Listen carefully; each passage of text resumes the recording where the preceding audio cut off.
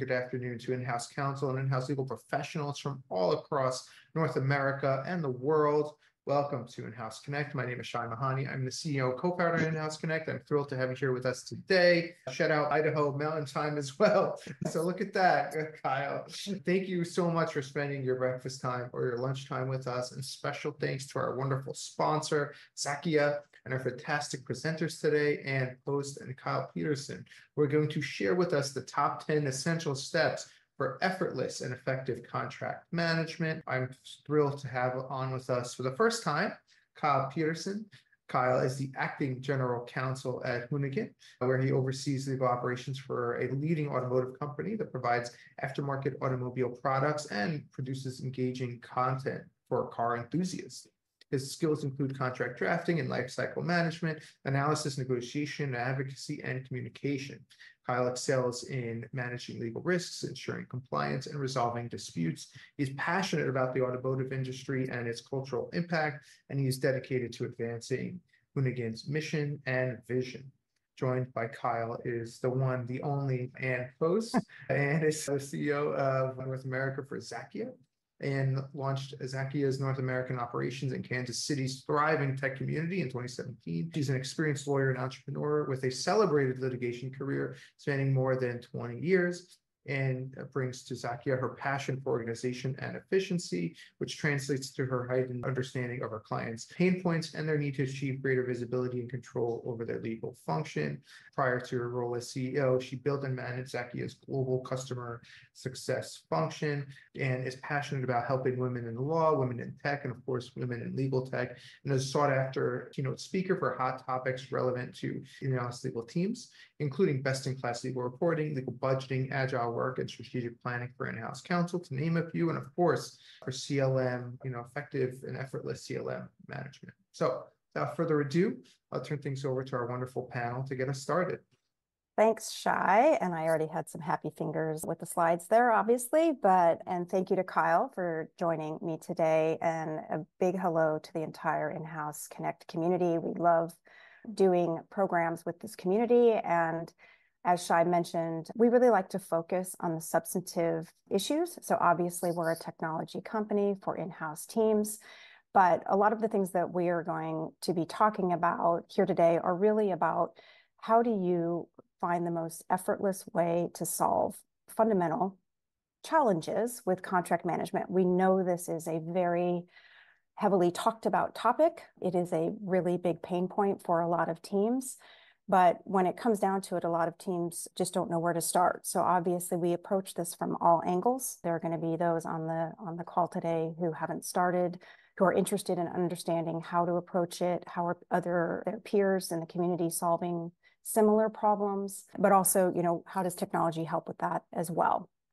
So welcome, Kyle. Thank you for joining me. I'm going to say, just as my own little housekeeping, a lot of people ask us for our deck, that are related to these programs. We don't provide the deck, but you can download the companion white paper that effectively addresses the issues that we're talking about today. So we highly recommend that you do that, because it's a great backup for, what did Ann say about that, or what did Kyle offer in terms of that. All right, Shai, kick it off. We're ready for our first poll. As Shai mentioned, we are really, really encourage you to get engaged with our program. Hop into the chat, converse with each other, ask questions. We are going to do our best to timely answer those, even though we do have a Q&A at the end. But this first poll, I think, is really interesting, and I am eager to understand the statistics around how teams are currently storing their contracts. So Kyle, I'm sure this is, going to be interesting for you, because I think you have had that journey of kind of being all over the place as well. Oh yeah. I'm enjoying watching the poll data, the spreadsheets. It's close to my heart, because spreadsheets are how I did it for quite some time. Yeah, no, there's no doubt. So we'll see here. I know we gave a lot of choices, so it's going to give a little bit of time for everybody to read their options. And I am going to be very interested to see the percentages. So that is actually really interesting. So no central storage system, which I think is pretty common. Less and less so now. I think people are that's going to be an issue we'll talk about today that I'm sure will be a hot topic for those trying to start with something, just getting their arms around it. And we'll leave this open for, what do you say, Shai? Another 10 seconds before we shut it down? Yeah, sounds good. I think we can go over the results a little bit. So it looks like the majority are doing things manually, right, with 32%, followed by a third-party contract management software, 26%. So nice. So really interesting that we have both ends of the spectrum here. We have a hybrid approach, which is also really interesting, with 18%.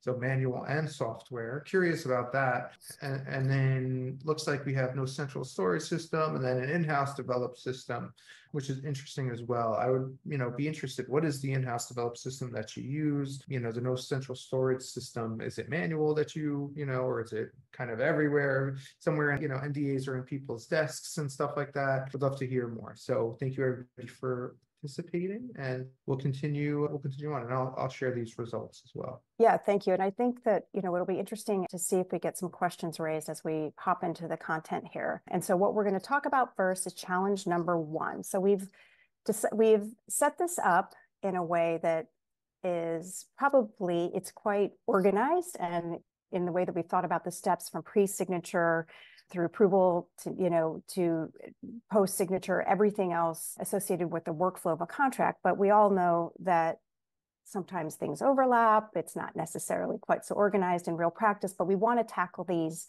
one by one. So intake and assignment, you've got a request. Here's your issue, right? And what we hear from teams all the time. So the request arrives. Usually it's whoever gets to it first or last is tackling it. You're challenged by the fact that you oftentimes, if you don't have any way of organizing, you cannot leverage existing knowledge or experience or duplication. So thinking about also the fact that, are you taking into consideration the capability of members of your team to tackle certain problems, and also their capacity? So Kyle, I'm going to ask you about this, because we know from speaking with you that this is often situationally dependent, right? It can be the landscape of your team, whether you're a large team or a small team, can often dictate how this is perceived as a challenge. Love to have your perspective on that. Yeah, and just a little bit of background. I know that it was touched on, but I was about 8 years in litigation, business litigation outside counsel, and then moved in about 2.5 years ago.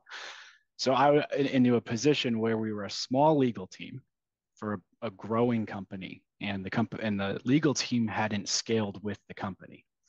So there was no contract management system. I'm sure many of you have had this experience, or maybe are doing it right now, where all of your contracts are managed in a folder type system. That's kind of what I got into. And so starting this process from scratch essentially was what I had to do coming in. And it really does depend on, so are you on a small team? Do you have to do everything yourself? Or do you have a large team where you can delegate to somebody? I'm speaking from the position where I had to pretty much do everything myself. And so, yeah, for this exact issue, it was chaotic for me. I mean, I was getting requests from all over. Phones, people were calling me on my cell phone, emailing me. We use Teams. And so I was getting input from everywhere, and it was really difficult, not only to get the request to me, but to actually track if I was getting things done. Sometimes I spent a whole day, and I knew I had done 30 contracts or something, but other than looking in my outbox and my email, that would be the only way. So it was really chaotic for me to start off, and this was the best way I think that we can start this conversation, is with this type of issue. I think that's right. I think that the organizing the chaos, that perception of being blasted from all sides, and how do you get your arms around that and make sure, whether you're a team of one or a team of many, that you're resourcing and handling things right. So how to approach the intake chaos, with a solution. So obviously, depending on, if you're a team of more than one, you can automate assignments. You can figure out how are you directing, certain types of work across your team, or being able to create an environment, and obviously whether that's manual or whether you're using a platform, to be able to visualize and surface and consider context, right? So that you can visualize workloads and then assign the contracts out efficiently. So this is, I think, Kyle, where you've had that journey, right? Out of spreadsheets and into, a different type of environment. Out of spreadsheets and into the light eventually. But I mean, and that's what we started to do. At least we had to actually create the spreadsheets because, like I'm telling you, we didn't have any system in place. It was comes in, you do it. So we started with spreadsheets, to-do lists, and then knocking those out one by one. But you quickly find out that even if you have that organization with spreadsheets, there are still a lot of areas where requests or issues can fall through the cracks. I found it was completely dependent on the person who was entering the information. So if it wasn't me and I was training my paralegal or legal assistant to do it, tracking was only as good as the input as the person who was putting it in that day. And so when we switched to a platform finally, that's been it essentially grabs any potential outstanding requests that would fall through the cracks otherwise. It's always there, like it won't go away if you don't address it. So it's been a much improved system for us as opposed to just spreadsheets and to-do lists. Yeah, and I think that that's a really valid point, right? And if you're thinking about if you're doing things manually right now, you're thinking about moving into the next step, right? What type of platform would we need? What problems are we trying to solve? That it's possible to be quite impactful with finding simple solutions. If you're just looking for that way to organize your chaos, or you're looking for that central repository and things that we'll talk about today. So you don't have to have every bell and whistle to be quite impactful with the way that you get your arms around contract management. And I think that that's the theme for today is, don't be overwhelmed with the options out there. Okay, challenge number 2, the back and forth with the business clients. So this is a big time suck for teams, right? One of the things that we hear a lot is we don't get the documents that we need up front. The commercial terms are unclear. The relevant party details haven't been provided. And the internal client forwarded you a long email thread with please review. I mean, that always elicits a few a few laughs, but not so funny, right? Because this ultimately, when you have strained resources across an in-house team to begin with, these are big time wasters. So interesting to know, Kyle, if this has been consistently with your experience. Yeah, very consistent. And even something that's that's tied to this isn't necessarily on this slide is it depends on where you get the requests. Like if you're a small legal team, again, like me, or if you take a proactive role in being in your company's counsel and you go and visit locations maybe where your businesses are, you're going to be getting these requests when you're on a train, in an airport. And you might miss the actual information coming, like the process that the request comes in is not efficient for you. You might miss exactly what the person wants. It's going to probably take another phone call, so it's more time out of your schedule that you spend that could have been presented differently or more efficiently. And I found that for me, that was happening to me quite a bit. Not only was the request coming in via like we said in the last challenge, via different methods, but it was also coming in at inopportune times for me. And that's why this is the next logical step to go. Right. No, and I think that makes sense, right? So that solution, setting up some type, this is all about foundational process, right? So setting up some type of process where your internal client can configure or pre-configure, there's a request form that has the information that you need. And in doing so, balancing, it's a fine, sometimes, legal teams are very concerned with not making it too difficult for your business, like making it fast, making it efficient, but getting the information you need so that you can actually get the work done without having to then trap their time for more information or wait for additional emails to be exchanged, whatever it might be. You can, obviously set up a process where you simply block the request until they've complied, right? But provide you with the relevant documents that you need and the information. Or, to be able to, one layer deeper, provide some type of automation where a standard document arrives pre-populated with the party's information, which is obviously, this is I know a big problem is that it's sometimes partially provided or it's just not accurate, and you have to go back and dig through that. And then collaborate with the internal client, having that ability until the contract is drafted, approved, and obviously pushed through for signature. So any other thoughts to add here? Part of what we want to talk about today are the items that you think are most important from your experience, Kyle, but also ones, you can't live without if you're stepping into this. And this is an interesting one because this might actually have turned out to be one of the more important, I guess, results of using this type of system for us when we switch to the platform and backing up for a second, obviously you have to get your company, your people's buy-in to actually use this. Because I do still have people that are emailing me because they're, I don't want to say older, but old school, and they still call me on my cell phone, which is fine. They still email me requests, which is fine.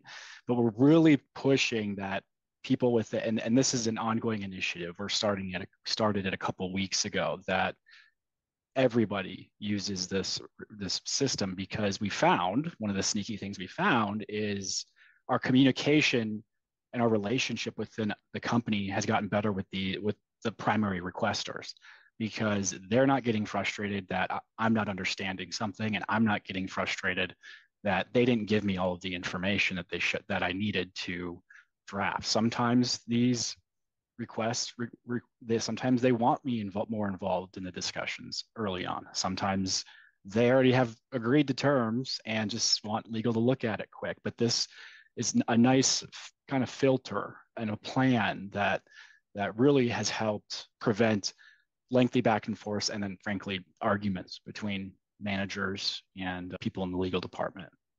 Yeah, it's a great point, because ultimately legal's goal is to provide the best service possible in the most efficient way, right? And being able to balance the resources that you have and just developing those relationships with your clients to be able to service them in the best way possible.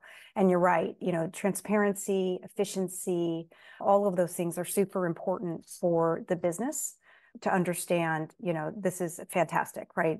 Having an improved process, whether it's just a form you set up and it's manual, or whether you're using a platform, establishing a baseline process will make everyone's life easier, because you don't have to go through and then backtrack through information again. Which pushes us to challenge number 3, the negotiated positions and precedents. This is another big one. So let's say you have all the information you need, but now what is the appropriate precedent to use? Who is the person or where is that resource that can tell you about the circumstances that led to it? And is there a playbook to get to that position? And so this is a big challenge. And I think another one where teams get locked down in a major time suck. So Kyle, give us, your perspective and experience on how you've tackled this. Yeah, and the idea of this, and I really like this challenge being its own independent challenge as opposed to combined into another issue. This is the part of the contract and negotiating that I want to be spending the most time on, frankly. I have templates, I have people I can go to, but sometimes when the very nature of these requests come in, I need a contract done in a couple hours or minutes, or sometimes a little bit longer than that. But because we've started using a platform, like challenges 1 and 2 essentially are seamless, and we don't spend much time on those two now.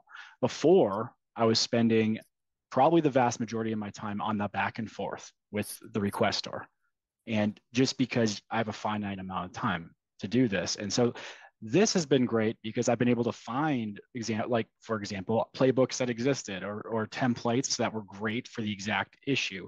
A person that had some institutional or some knowledge from like 5 years ago about something that happened, but I wouldn't have had time to find that if or in the past. I would just have to create one or do the best I could. Yeah, which leads us to, the discussion about, well, what are some first steps you can take to start to tackle this challenge, right? And to minimize the time spent on it. And the number one point here, and we'll talk about it in greater detail in challenge 6, is centralize your documents, right? So let's move away from them being in someone's folder or in their email inbox and everybody's scrambling to try to figure out, what is where, and thinking about how are you able to access this from a strong search capability, right? And these are basic things. Like, we're not talking about major components of meeting AI and all of these things. We're talking about a strong search engine to be able to look across what do I have and in my centralized repository. And then consider, your storage structure for rapid recovery. So, it's all about getting to things quickly, information, documents, how can you get to it to take your next step? And I think that that's what you've experienced. Is that true? Yeah, 100%. And it's some people, I don't know how, like, the volume of everyone's contracts, right? But we have a ton, like we have like thousands from the past, and we have that are in legacy systems, either SharePoint or we still use it, but not for that. And then just folder system and external hard drives. And yeah, when I came in, the people that were here were searching actually in their Outlook sent folders. Like, that's how they were doing the searches. And it's just not efficient. And there was no repository really, other than if someone had organized it on folders or subfolder system. But this is just kind of another, the contract repository, in addition to the CLM portion of it, is just invaluable. We found it invaluable. We are not spending hours trying to minutes as opposed to hours, and finding old contracts that may still be active, or finding contracts that we might want to use going forward as a sample.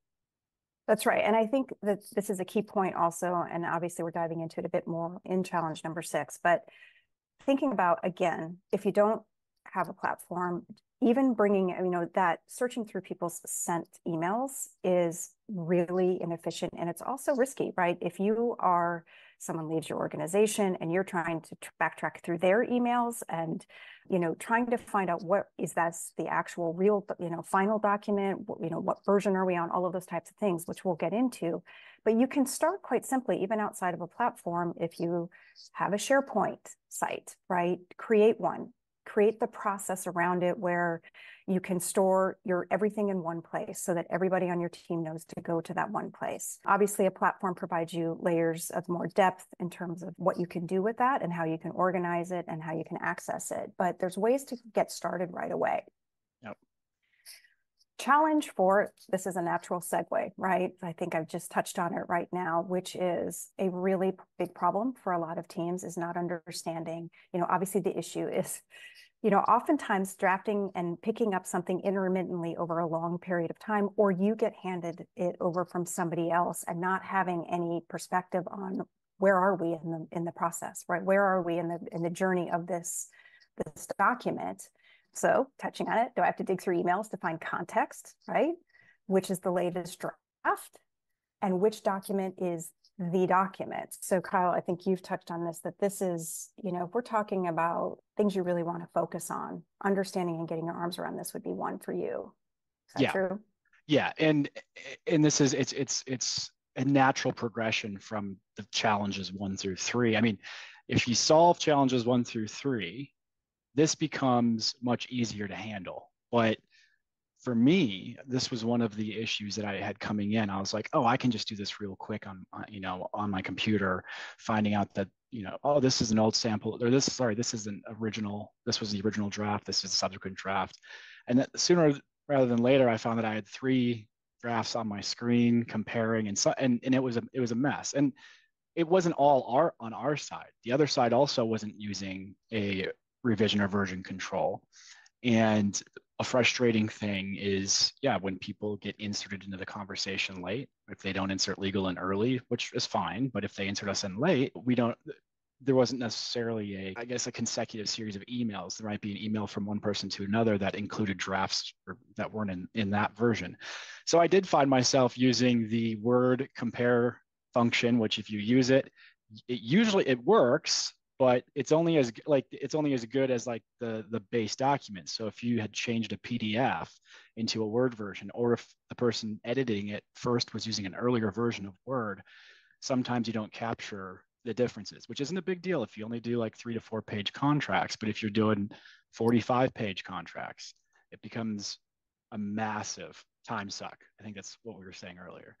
But Right. this has been, I guess, in time saving, as far as time saving, I would say this is the crucial part that has saved the most time on contract turnaround. When we'll talk, remind me if I forget about that when we talk on the last slide about KPIs.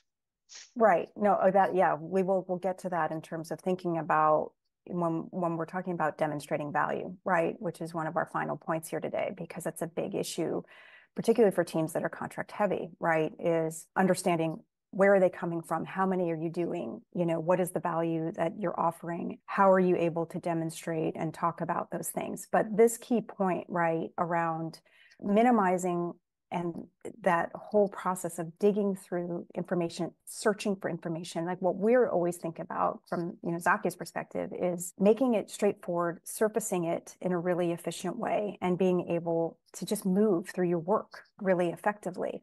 And so let's talk about the solution of it, right? For revisions and version control. It's obviously not going to be rocket science, is developing a process around how are you capturing that, but having everybody be consistent. Right. So just Kyle, just like you were talking about earlier, having the business buy into your process for receiving contract requests. This is about your team, right? And developing a process and having everybody be consistent about it, because it's only, the information you're going to get and your access to it is only going to be as good as everybody buying into it. So think about what are the key pieces of information that need to be included, right? Date of revisions, the person who made the revisions, and the comments about major changes. So being able to see those, I think, Kyle, to your point, would be very helpful in determining, did they come from here? Did they come from me? And thinking about, how you are tracking that information. So this is something that we recommend. I don't know if you have any other thoughts here. Just that I love it. I love this function probably more than anything else. And I like everything else too, but this has been extremely helpful, having this function. Yeah, because do you have, I know it's probably fairly early, any concept of time savings? Have you even started to track any of that yet for your team? In terms of, yeah, it's a good question. So we're tracking days right now. We just started the CLM process about 2 months ago, because we originally used it as a document repository, and then the intent was to ramp it up. And so we've been ramping it up. So to answer your question, our turnaround is tracked in days, opposed to hours or minutes or anything like that. There's an ability to do that, but the reports that we're pulling are helpful as far as days go, starting with days first. Yeah. And so all of these things, right, they pile onto each other. So saving time with intake and reducing back and forth, all of the points that they just layer onto each other to creating those efficiencies. And obviously all of that helps reduce anxiety for teams who are trying to manage. Contracts are likely just a percentage of the work that you're doing, right? So we're talking about in-house teams who get their arms around a lot of different types of work. So finding ways to get control over this is what we're talking about here today. So this is the last point before we move into our next stage, which would be approval and signature. That's the last of the pre-signature thing. So interested to know, I don't know, Shai, if there's any questions that you feel are timely, or if we want to wait till the end of the session, that's fine. I just thought I would check to see if there's anything in the chat. Let's keep on going. Okay, great.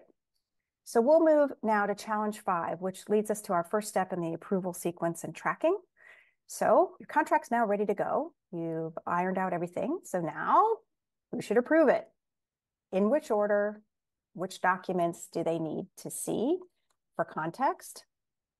And who has approved and who is left to approve? So, seeing the whole stream of what needs to be done. And again, this is really about process. So whether you're doing it manually or not, do you have a process that you can set up, and you can keep it quite simple? And so Kyle, I'd be interested to know what your journey has been on this issue, right? From pre-platform, and now, if you're using any type of approval process. Yeah, so pre-platform, we didn't even have a process for this. This is always interesting, because this is something that I often overlooked as far as the back and forth. And I would actually typically group this in with the last, with the last slide, the revisions, which isn't fair. And it actually is much better to have it as its own separate procedure. So never occurred to me until we had the platform to even put a process in place for this, because what would happen is we would email back and forth. You good? You good? Yeah, looks good. Okay. Send it off. Okay. Is that the same version coming back? Good. And that, I mean, that was the communication. That was the approval process, which works sometimes. Like if it's like an NDA where maybe you don't have to, or a basic NDA, I should say. But if you're getting into the longer contract, that's where this becomes extremely important, because in my industry, the guys, the people that submit these requests just want this. By the time it comes to me, they usually just want it done. Get it done. And so this has added an extra layer. Having this process or this procedure in place has added an extra layer of safety for catching last second misses, and it disperses responsibility. So it's not all on me if something gets missed at the last second, or if someone notices something. It's on whoever. It adds more responsibility, which means people pay more attention to it, which is nice. Yeah. And I think that's right. And one of the nice parts about it also is when you get an organized process around the approval workflow, is also understanding what we hear from feedback, from the pain point to trying to find the solution, is understanding the bottlenecks, right? So if you're just kind of waiting, if you don't have an organized process and you're doing the, hey, is everything okay? But something's jammed somewhere, right? Do we know, did it get forwarded? Who is still left to take a look at this? If you don't have any visibility over that, you don't have the ability to understand where things are getting caught.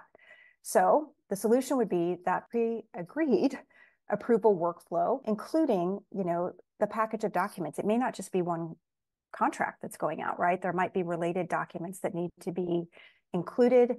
What is the clear approval order that everybody understands? Comments by, the ability for approvers to make comments along that journey, and also a strong audit trail. And that last point is one that we hear about consistently, right? Just that visibility of where are we and who has done what. And I think that speaks to the points that you were making there, Kyle. Yeah. It really depends on, as someone in the chat had asked something, I was going to touch on it anyway. It really does depend on the type of contract and the type of request, who's requesting it. Sometimes the C-suite doesn't exactly bring you into every single conversation, and you get brought in at the way end. And in that case, you're doing the best you can at this point. But yeah, the audit trail we've been finding is super helpful. It's, so especially if, and I probably should have brought this up earlier, but if your company goes through growth, that's great. But then your departments expand, responsibilities differ, and maybe someone here started the contract, right? And now they're up here, and it's now this person's responsibility. And I know we're going to touch on that, so I'm sorry, Anne, for jumping ahead. But it's all related. It's fine. It's the audit trail, right? So okay, so that person actually knows maybe why did we insert 30 days term for convenience here or something, right? Or was that negotiated, or who did that?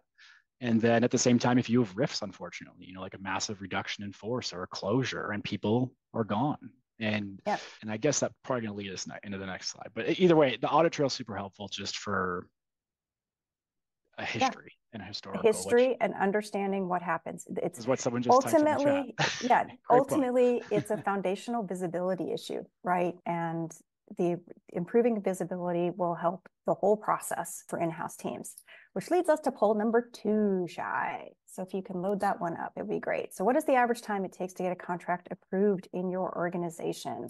I'm eager to see this, because this is, I think it's probably a key point for a lot of teams, is, to your point, Kyle, just we need this done, right?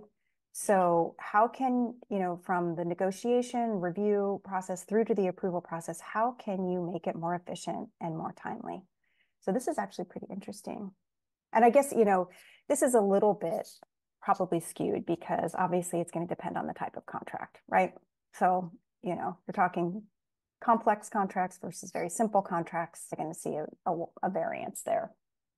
I'm interested in the more than a month people. more than a month. But That's I get, 15%. I get it. Longer, it depends on the contract, right? If it's a significant deal, like a multi-year lease or something, I can see how lease extension, how that would take quite some time back and forth negotiating. But yeah. All right, maybe we'll do 10 more seconds here because we have quite a few more challenges to get through. Oh, someone's asking for clarification on the poll. Depends if you mean approval from agreed terms or from the first document pre-red line. That's a good question. It's a really good question. Yeah, Joe asks great questions. So let's wrap up the poll. So it looks like 38% are between 1 and 2 weeks. 28% is less than a week, which is really interesting. So I guess that's, probably thinking of easy, simple contracts. 17% 2 to 4 weeks, and 19% more than a month. So it's interesting. I guess more than 70% of the audience, it takes, more than a week to get their contracts out, at least minimum.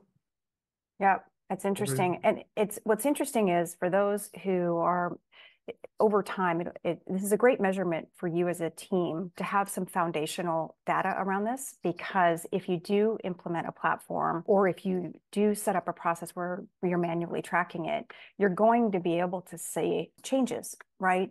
If you've improved process or have a platform that can help you do that, are you able to improve this turnaround time, right? Or do you want to for certain types of things? It's a very interesting process to go through, and we'll get to that discussion around KPIs as we go. But this, it's a good segue moving into challenge number 6, which is the signature coordination. So adding that layer to the approval workflow. You obviously have that process now. You've tackled it. Yay. Your contract is now approved. It's gone through all of its layers, but now who's supposed to sign? So, and in which order? So same types of issues.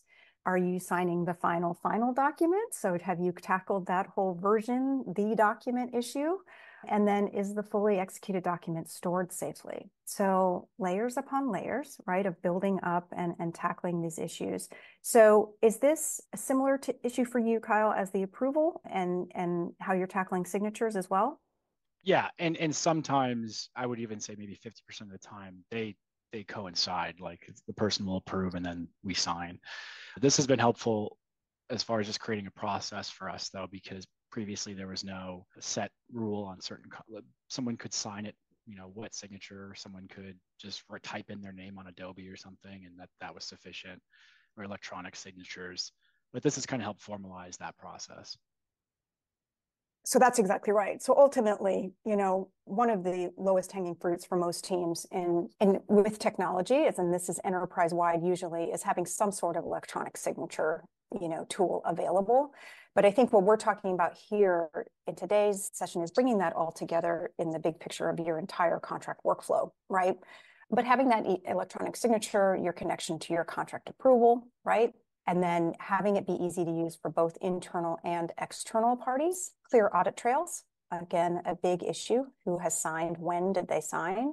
And a connection to your contract repository. So again, thinking back to centralizing documents, what is happening, not only with your version control and, which document is which, but when you have that final executed document, where is it? Is it in someone's email folder? That's not helpful. Is it in their own, shared folder somewhere? Also not helpful to the rest of the team. And if you're thinking about, if you are a team of one, but it's likely that your team may grow, setting your process early, establishing it, even the discipline around it being you alone, is going to be super helpful if you proactively tackle it, for if you add other members of your team and they're not going, where is everything? So, and I know that you've had that issue with the growth of your team as well, Kyle, like just changes internally. Someone leaves, right? Yeah. So where is that? Yep, exactly. Yep. Challenge number 7, organization and visibility. So a theme, obviously, that we have hit on throughout the course of this, where is the contract? Somewhere. Where is that contract? Is it the final version? Who is responsible for it? And I want to touch on that point.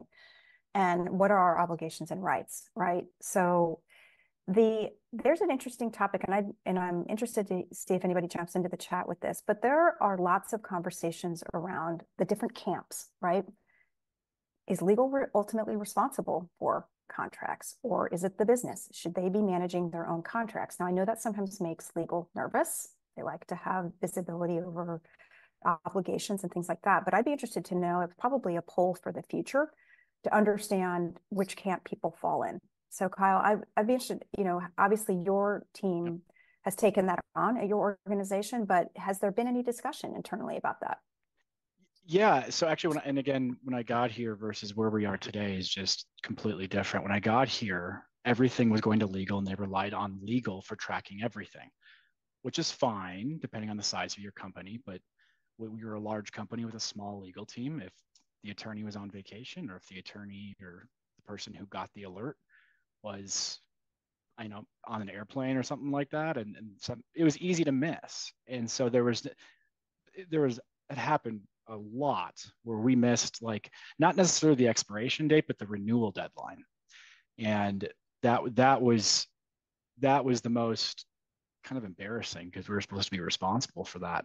But now we've shifted, and now we have assigned employees so we have like department heads of marketing who are jointly responsible for the contract, and they get alerts kind of like we do. And so that way we talk well in advance of the renewal deadline, but it kind of is just another reminder, which is really helpful if you're doing other things other than just contracts. I mean, bless all of you that are just contracts. That's awesome. But if you're kind of having to do like compliance, litigation oversight, workers' comp, or some sort of other types of major oversight, little reminders in contracts really help manage that workload. Yeah, and I think that that's right. And having those reminders be shared is really key to having a safety net, right? And the core to this is we hit on it earlier, is that whole idea around the central contract repository, and also including, a list, and this can be basic, a list of just a straight up log of your contracts with the relevant metadata, right? That you need to be able to search for. So whether you're still doing this and you're going to continue to do it on a spreadsheet, create the process so that it's easy to comply with, that it's not too cumbersome, and that you're hitting on the pieces of data that are most important to you.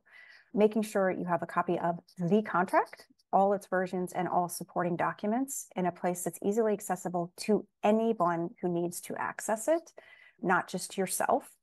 A link to the matter at the time of negotiation. So if you have a matter, so obviously with our tool, we have the ability to track, at the core matter management. So if there is other relevant information, linking that to the associated contract can be very important.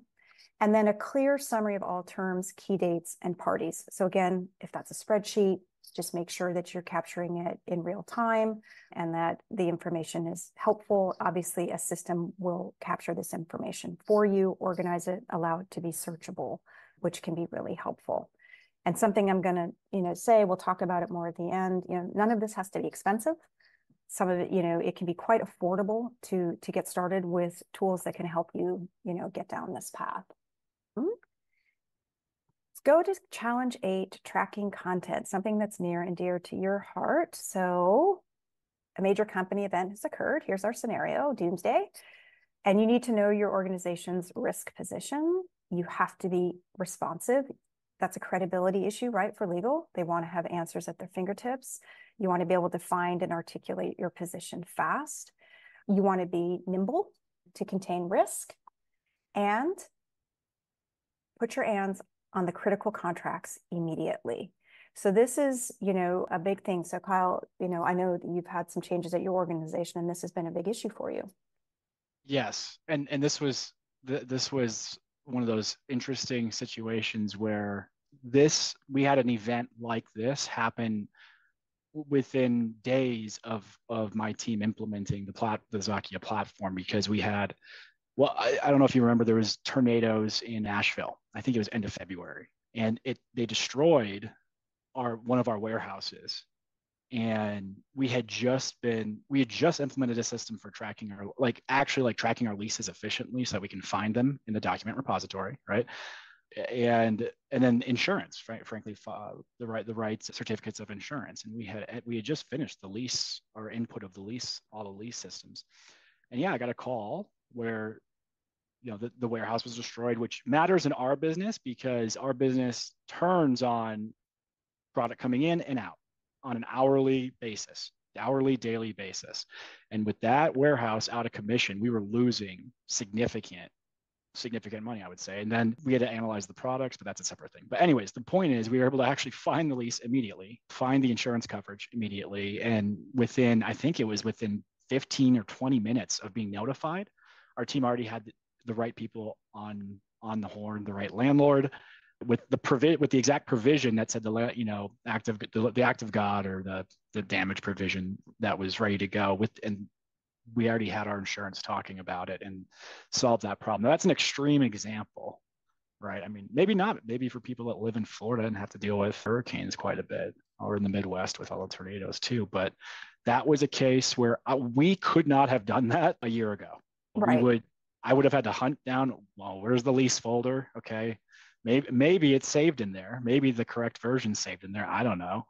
Yeah. But we were able to get an answer, and it really actually made us look really good, which is good in our business when you're considered a cost center, right?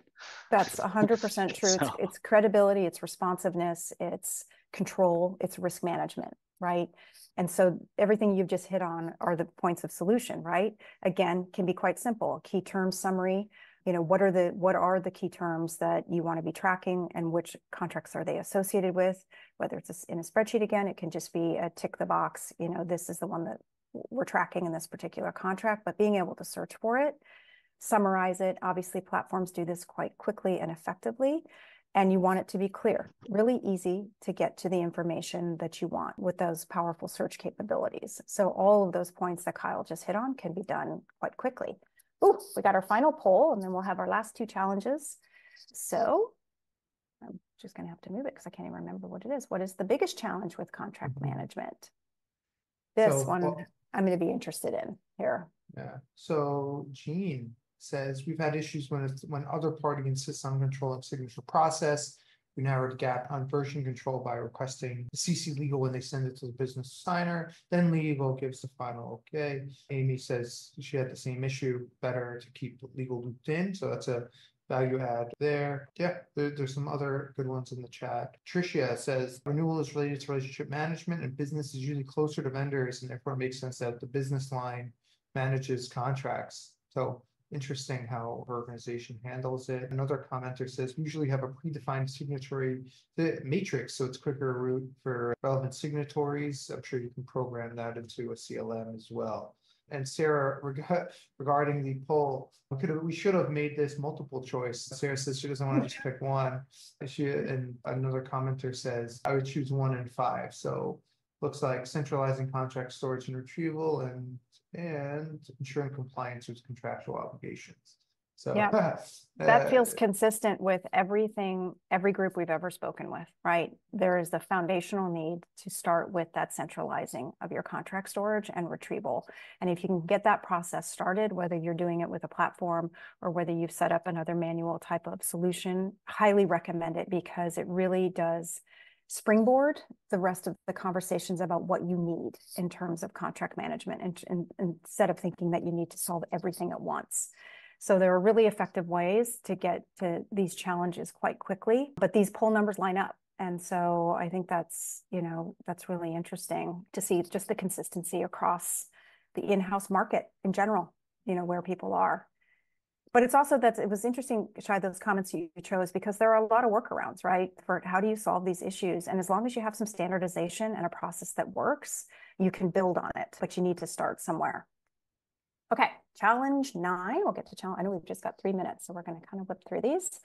Deadlines and renewals, just understanding the life cycle, right? So, how many contracts across the business and they need to be managed to make your organization successful. So who is responsible? Because we've touched on this, all right, their life cycle responsibility, those renewals, who has the oversight for different groups of contracts. So we talked about how some teams have farmed those out to different business lines, right? Or Kyle, like you have mentioned, the auto renew, who's responsible for these things and sharing that responsibility. So I'll jump right to that solution. So obviously contract lifecycle management is the easiest and fastest solution for getting your arms around those key pieces of information. which can assign that individual, that contract owner, right? Who is responsible for managing this particular contract? Are there groups, that would have group responsibility over it? Those timely, number one here for me, for every team we talk to, those timely reminders of an obligations, and then a clear visualization of those key dates and obligations. So are you able to surface those, whether it's linked to your calendar, or do you have a dashboard that you can create, or do you have a platform that will do it for you, right? So there's different ways that you can tackle those. And I know we're running on time, Kyle, but those timely reminders have been key for you all. Yeah, and I won't repeat what I guess I kind of went into this before, but yeah, 100%. And then we have, challenge number 10 is demonstrating value. So you have the contracts processed down. Now, is your efficient work visible? Does your business understand value? Can you be proactive in contract action? And Kyle, I'd like you to tip on these here. So reporting on your contributions. This is about that demonstrating the value that legal is bringing, right? Do you have data that was able to give you those highlights in proactively identifying what you're doing? So this is, I love this slide. I'm like, I tried so hard not to dive into this earlier, because what's been really important for us is KPIs and metrics, and being able to show our value, right? Show what we handle and compare, be able to compare and like, look, we're handling all this. Your outside spend is saved on this X, Y, and Z.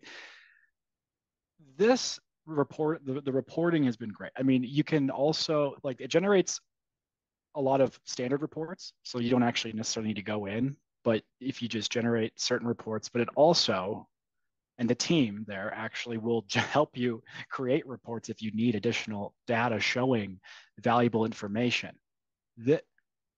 It's always fine. I mean, in the past, we would do basic metrics that would show, okay, how many contracts we have, but what value is that? Okay, we have 750 active contracts. Okay, it looks good to people that maybe don't really know, but okay, but why does that matter? Okay, 500 NDAs. I mean, you can get in it. We can be in a debate about that, but that's not really valuable information for me to communicate to the C-suite. They want to see things like turnaround time, and a CLM has allowed us to do that. Basically we show when contracts come in, how long they spend in negotiation, how long they spend in our laps, like as opposed to the other side. And that's the kind of reports that are really great to pull out. I was trying to see I also use it for, contract requests per department. When you enter the contracts in, there's a number of fields. You can do whatever field, you can even add fields if you want, but there's a number of fields that you do have to fill out. But you do that on the front end so that when you do the reports, it's like you're not having to create something from scratch. And the contracts per department is certainly a valuable metric, because it shows where you're spending the most time. What types of contracts per department is valuable information. You can use it for whatever. Right. I don't even use the number, the dollar amount in my numbers, because that's, the sales team, again, now that they keep track of their own types, they keep track of those numbers. I'm not going to compare and contrast whether this contract is 30,000, the other one's 25. That's not valuable to me, because I'm trying to show how effective we are as a legal department. The other thing, and I know I'm probably going over on time, sorry, is that it allows us to go to a second level of tracking, which is our plan in the future. And we want to internally start grading our contracts. And it's not my idea. I saw it in another seminar, but you can create a field where this is an A, B, or C contract, right? An A contract is one that we use our own template, and they accepted most of our terms, and it's very favorable in general. And maybe we like the vendor or we like the other side, but that's just, it's the ability to add metrics depending on how you want to how you want to track things going forward. It can be overwhelming at first, but you got to start somewhere. And this type of platform allows you to do the bare minimum if you want, right? If you want to do that, that's totally fine. But it allows the expanded growth as you become more familiar. Right. It's about, again, that tying it all together with a bow in that making the reporting easy, right? Making the ability to track metrics easy. So if you're capturing simple pieces of data, you're automating workflows, all of that information is being captured for you and you're not manually updating a spreadsheet, right? Which can sometimes not be timely, not necessarily totally accurate. So the more you can automate, the better. And just as a final note, I know we're over time, we'll take a Q&A here as well. We're so serious about this being affordable that from our contract functionality at Xakia, we offer a free for 5, so up to 5 users free on contract only licenses. And you can jump in there and start using that at no cost, because we truly believe that it should be accessible and it's that easy to use. So if you're looking to get started, let me know. Happy to connect and have a conversation about it. But it doesn't need to be expensive. It doesn't need to be hard to implement. You can get going very, very quickly and solve a lot of these challenges that we've talked about today. Awesome. Thank Shai, you so much. we're over And time. Any questions? no, it's all right. Don't worry. You're not going to get kicked off like the Oscars. So we have one question that keeps coming up, or not keeps coming up, that's been asked multiple times. Does Xakia communicate with financial systems? Like, I guess, is there integration of that kind? Yeah. So just as Xakia, right? The core of our system, we call ourselves a simple, powerful, affordable legal toolkit. So the core is the matter management function. We have spend management, contract management, which we've touched on today, automated workflows, and of course, really powerful analytics and reporting. But the key to the whole system is this, that it's simple it's easy to use, it's very easy to implement. On the spend management side, yes, there's an automated, you can set up automated emails, which will then be pushed, for, approved invoices and things like that to those types of systems. We also have an open API. So we have lots of teams that have taken advantage of it. We do not charge for our API use. And so you can connect to various different systems. So those who are using SAP, other types of those types of systems, we have teams that use them all the time to auto forward those approved invoices. One more question from Tricia. With sales contracts, is there interaction with the sales management tool like Salesforce? So we have an integration with Salesforce, do have that. And again, APIs for other, types of systems that are used. All right. Wonderful. Yep. Wonderful. Yep. Happy to provide. Most of this, if not all of it, is on our website, including our pricing information. So we are 100% transparent on our costs, and it's all posted on the website. So yeah, and I'm happy to stay on and answer any other questions if they're product related or just contract management related. What we've seen, I know Kyle's got vast experience in this area. So if anybody wants to share ideas or has questions, I'm happy to stay on and address those. Yeah, me too. And I just, if anybody has any questions about the process, just even if it's not platform specific, feel free to reach out to me. I'll put my LinkedIn in the chat, but I'm happy to help because I kind of had to recreate the wheel, but I also used other people's resources too to get to where we are today. Yeah, I think that's really important to build on what's working.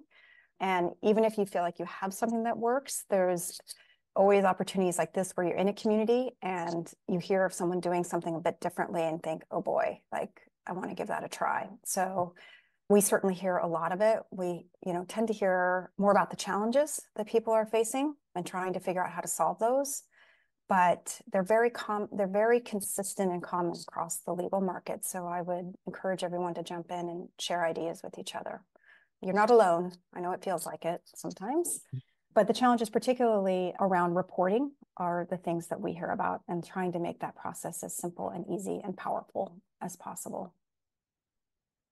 All right, wonderful. I think we've tackled all the questions. Thank you, everybody, for your participation, for tuning in. Thank you, Anne and Kyle. Wonderful program. I hope everybody has a wonderful Thursday, a wonderful July 4th. I know it's early, but we're not gonna be there before then. So happy July 4th, everybody, and we'll be back in July with more content. So thanks, Anne and Kyle, one more time, and thank you, Xakia, for a wonderful program.